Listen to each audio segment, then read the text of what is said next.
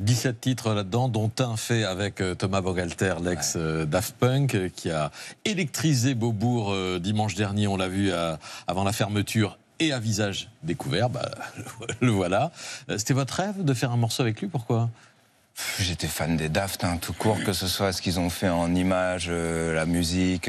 En plus, j'écoutais les Daft quand j'avais 14 ans, donc c'est vraiment la musique qui m'a marqué. J'ai trop de souvenirs. Et aussi parce que c'est un pur génie, tout simplement. C'est un pur génie. Et toute ma vie, quand on me demandait c'est quoi ton featuring de rêve, je répondais les Daft. Après, c'est Thomas Bangalter, c'est pas Daft Punk, non, c'est la moitié. Mais Thomas Bangalter, ouais, et la collab était trop bien.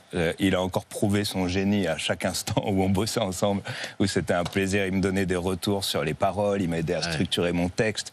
Et je me suis rendu compte qu'au-delà de juste un génie de la musique électronique, il avait une science de la structure des morceaux, une science du texte et tout. Il est incroyable.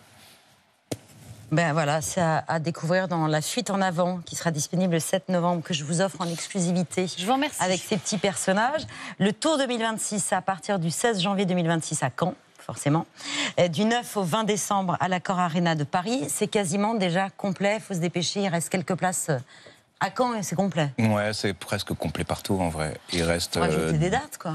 On va voir, on sait pas. Il y en a déjà beaucoup. Il y a déjà 10 Bercy. 10 Bercy, il faut un 11e.